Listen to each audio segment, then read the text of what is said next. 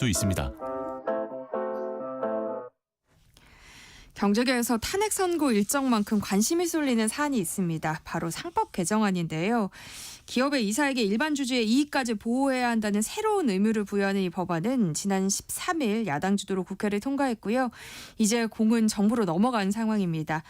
여당은 법안을 강력히 반대하고 있고 정부는 거부권 행사 여부와 관련해 아직 명확한 입장을 밝히진 않았는데요. 쟁점은 무엇인지 월요일 경제포커스 KBS 김준범 기자와 자세한 내용 살펴보겠습니다. 어서 오세요. 네, 안녕하세요. 상법 개정안이 지난 13일에 국회 본회의를 통과했는데요. 예. 지금 정확하게 어떤 절차가 남아 있는 거예요? 비단 상법뿐만 아니라 모든 법이 이제 국회 본회의를 통과하면 정부 이송, 그러니까 정부로 법안이 넘어가고요. 정부가 그걸 받아서 공포하거나 그럼 시행이 되고 우리가 많이 들었듯이 거부하거나 그러면 다시 국회로 돌아가는 그런 단계인데 13일에 국회를 통과했고요. 21일, 그러니까 지난주 금요일에 정부로 이송이 됐습니다. 마지막 공포냐 거부냐가 남아 있는데 그걸 이제 4월 5일까지 결정해야 되는 것이고 오늘 그 한덕수 총리가 직무에 복귀했기 때문에 이제 최상목 권한대행이 아니라 한덕수 권한대행이 4월 5일 어떤 상황일지는 모르겠습니다만 현재로서는 4월 5일까지 결정해야 된다라고 볼 수 있습니다. 사실 일반 시민들에게는 상법이라는 법 자체가 좀 낯설게 느껴지거든요. 예. 지금 이게 왜 논란이 되고 있는 거예요? 사실 우리가 지내면서 상법이라는 법전을 한번 열어본 적도 저도 사실 거의 없고 네. 대부분 없을 겁니다. 없어요. 헌법, 민법, 형법 정도는 집에 좀 복잡한 송사가 있으면 열어보는 경우가 있지만 상법이라는 것은 기본적으로 그러니까 상행위, 그러니까 경제, 그러니까 회사를 운영하는 분들 입장에서 민감한 법이에요. 그러니까 결국 내가 사장님, 경영인, 창업주가 아니면 사실 딱히 관련이 없는 법이기 때문에 사실 지금까지는 별로 쟁점이 안 됐는데 우리가 코로나 지나면서 그 국내 주식 투자자들이 엄청나게 늘지 않았습니까? 근데 우리가 이제 주식회사의 주인은 주주라고 많이 배웠고 결국 기업의 사장님도 많이 있지만 우리의 기업의 주주분들이 엄청 많이 늘었기 때문에 이제는 기업에 대해서 이해관계가 많은 분들이 생긴 거죠. 그러다 보니까 상법이 이제 관심사가 되는 건데 그 중에서도 이제 상법의 이사가 무슨 역할을 할 것이냐에 대한 조항이 하나 있어요. 보통 우리가 이사 그러면 이사님, 회사에서 좀 높은 분 이 정도로 생각하는데 사실 이사라는 건 굉장히 의미가 있고 중요한 역할입니다. 보통 우리가 정부는 국회가 법을 만들면 대통령은 그 법에 따라서 나라를 통치하는 거죠. 그렇게 분립이 돼 있지 않습니까? 회사도 마찬가지입니다. 이사회가 어떤 경영 방침을 결정하면 그 정해진 방침을 소위 말하는 사장님이 집행을 하는 거거든요. 경영을 하는 거거든요. 결국 그 이사회의 구성이 이사고 그러니까 국회로 치면 국회의원들이고 그 이사들이 일을 할 때 지금까지는 이사의 역할을 어떻게 규정해놨냐면은 이사는 회사를 위해서 그 직무를 충실히 해야 된다. 그러니까 회사를 위해서 열심히 일해야 한다. 당연한 얘기죠. 그렇게 규정이 돼 있는데 그걸 이번에 바뀐 상법은 이사는 회사와 주주를 위해서 주주를 추가한 거예요. 회사와 주주를 위해서 일해야 한다라고 바꾼 거고 회사를 위해서나 회사를 주주를 위해서나 그게 그거 아니야 라고 생각하면 별게 아니지만 냉정하게 뜯어보면 아주 많은 쟁점이 숨어있기 때문에 이게 뜨거운 논란이 되는 겁니다.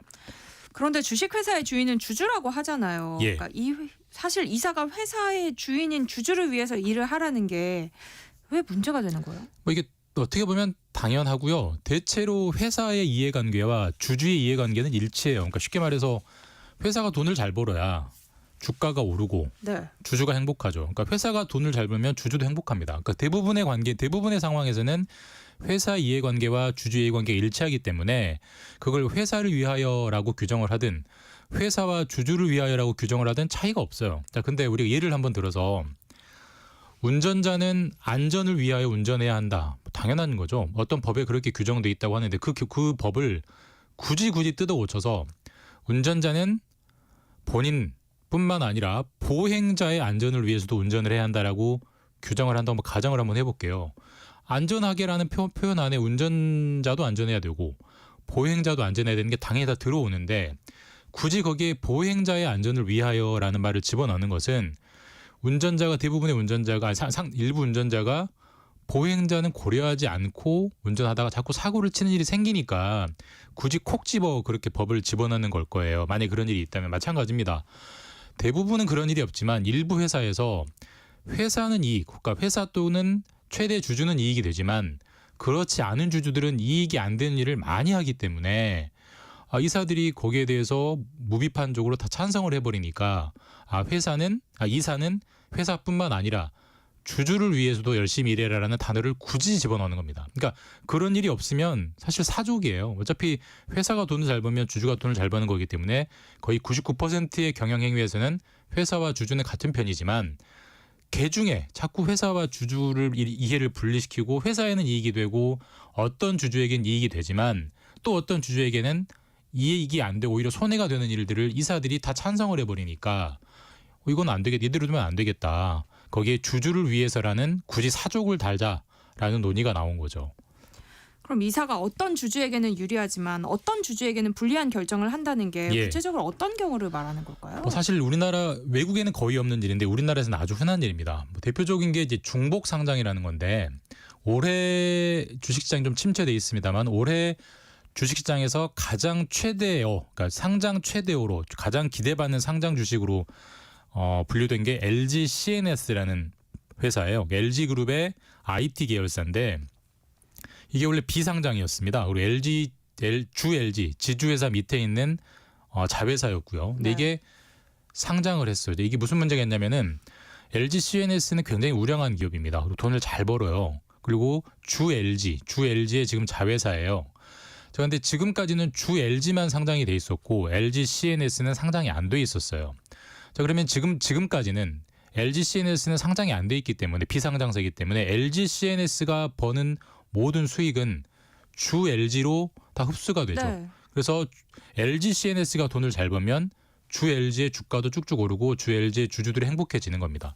근데 지주회사인 주 LG도 상장이 돼 있는데 그 아래에 있던 LG CNS도 따로 상장을 했어요. 좀 따로 상장을 하기 때문에 이제는 LG CNS가 돈을 버는 거는 주 LG 주주들에게 영향이 가지 않아요. 이제 LG CNS 주주들이 그 과실을 먹는 거죠. 그러니까 우리나라는 지주회사도 상장이 돼 있고 그 아래 자회사도 상장이 돼 있는 게 너무너무 많아요. 자, 근데 반대로 우리가 아는 구글, 그다음에 우리가 아는 뭐 메타, 그다음에 우리가 뭐 루이비통 등등 가지고 있는 거기가 뭐 명품 브랜드 10개 넘게 가지고 있는데 LVMH 이런 곳들은 그렇게 많은 자회사를 가지고 있지만 지주사 한 곳만 상장돼 있습니다.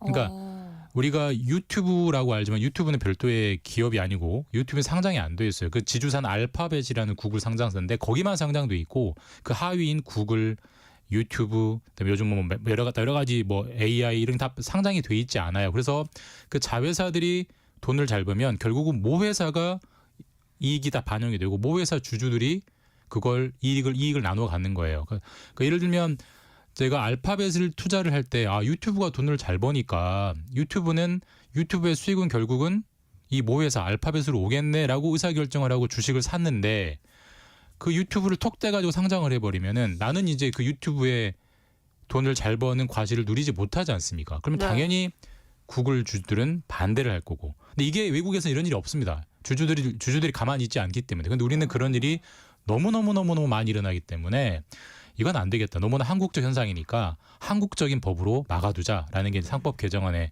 취지입니다. 그러니까 왜 그런 차이가 생긴 거예요?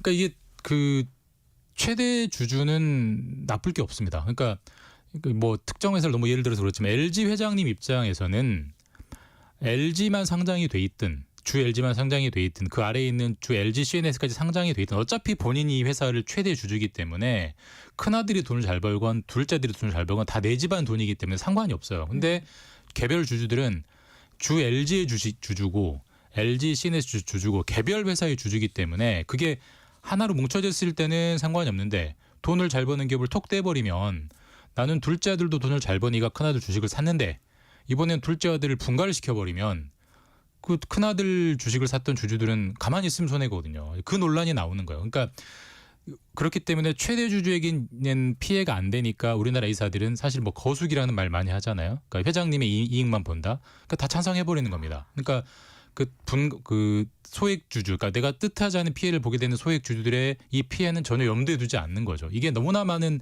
논란이 되고 있고 지금 제가 LG는 가장 최근에 있었던 일이기 때문에 사례를 들지만 뭐 LG, 한화, 뭐 두산, 현대 뭐 셀 수 없이 많습니다. 그렇기 때문에 이건 결국 재벌가에서 재벌 회장님들만 위해서 이사들이 일하기 때문에 이건 안 되겠다.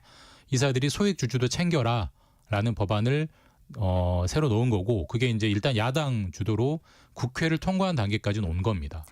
그러면 이제 상법에 이사의 주주 충실 의무를 명문화하면 그런 일은 사라지는 거예요? 뭐 사라진다라고 장담할 수는 없지만 이제는 이사가 회사를 위해서도 일해야 되지만 주주를 위해서도 일해야 되기 때문에 어떤 회사의 중요한 결정, 뭐 인수, 합병, 상장 등등을 할 때 이게 모든 주주에게 골고루 이익이 되느냐를 분명히 살펴야 되고 회장님, 최대 주주에겐 이익이 되지만 그렇지 않은 소액 주주에겐 이익이 안 된다는 판단이 들면 이제는 고민이 되는 거죠. 왜냐하면 주주를 위해 일하라고 명시를 해놨기 때문에 그리고 만약에 주주를 위해서 일하지 않았을 경우에는 피해를 보는 주주가 이제 그 이사를 상대로 책임을 물 수도 있겠죠. 왜 이제 근거 규정이 생겼으니까. 네. 그게 뭐 민사소송일 수도 있고 뭐 형사소송일 수도 있고 예측할 수는 없지만 어쨌든 이사 입장에서는 부담이 생기는 겁니다. 그러니까 예전에는 뭐 굳이 적어놓지 않았던 단어를 이제 명문화시켰기 때문에 그래서 이제는 이렇게 명문화해 놓으면 방금 제가 말씀드린 것 같은 중복 상장이나 혹은 중복 상장 아니더라도 소액 주주에게 피해가는 일들에 있을 때 이사가 함부로 찬성하기는 어려울 거다라는 게 야당 그리고 시민단체가 이 법을 개정하면서 바라는 목표인 거죠.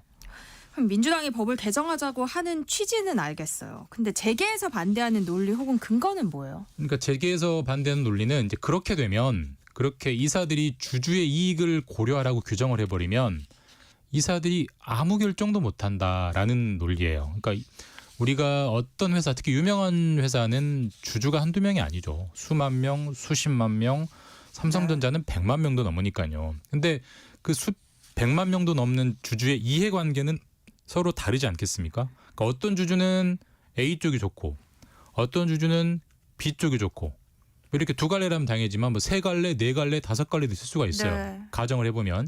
자 그런 경우에 모든 주주의 이익을 고려를 하라고 하면은 아무것도 하지 말라는 얘기 아니냐라고 재계는 해석을 합니다.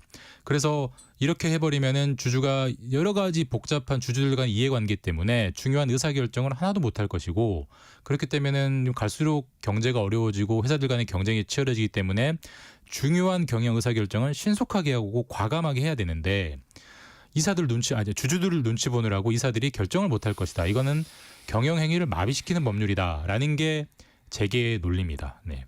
근데 고소고발을 한다고 해도 합리적인 경영적 판단이었다면 법원에서 무죄가 나오지 않겠어요? 그러니까 지금도 대법원 판례에 아무리 회사가 손해를 보거나 회사가 일이 잘 안 됐다고 하더라도 그건 결과론적인 것이고 네. 결정할 당시에 합리적인 경영 판단이었다라고 인정되면 다 무죄, 다 면책됩니다. 그러니까 그 법 판례 자체는 살아 있는데 이제 재계가 우려하는 것은 그것은 결국 기소돼서 3년 뒤, 4년 뒤, 5년 뒤에 무죄가 나오는 거고 기소되고 재판받는 동안 얼마나 고통을 받을 것이며 그렇기 때문에 이사들이 부담돼서 무슨 결정을 할 수 있겠느냐라는 게 이제 재계의 논리인데 뭐 나름 일리는 있어요. 근데 다만 이제 너무 재계가 과잉 공포를 과장하는 거 아니냐 이런 또 재반론도 있기 때문에 네.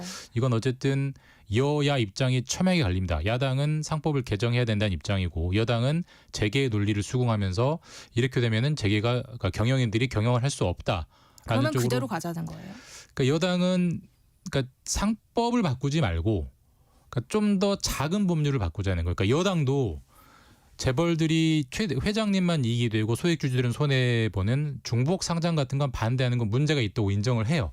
다만 상법이라는 것은 우리 경제 행위할 때 가장 큰 정말 거대한 법입니다. 일종의 경제법의 헌법 같은 존재인데 그렇게 일반론적인 법을 다 바꿔버리면은 너무나 많은 회사가 적용받기 때문에 그렇지 말고 좀 큰 회사만 그러니까 자본시장에 상장돼 있는 주식시장에 상장돼 있는 큰 회사만 적용받는 좀 작은 칼 자본시장법을 개정을 해서 그걸 좀 못하게 하자. 그러니까 문제가 있다는 데는 동의해요.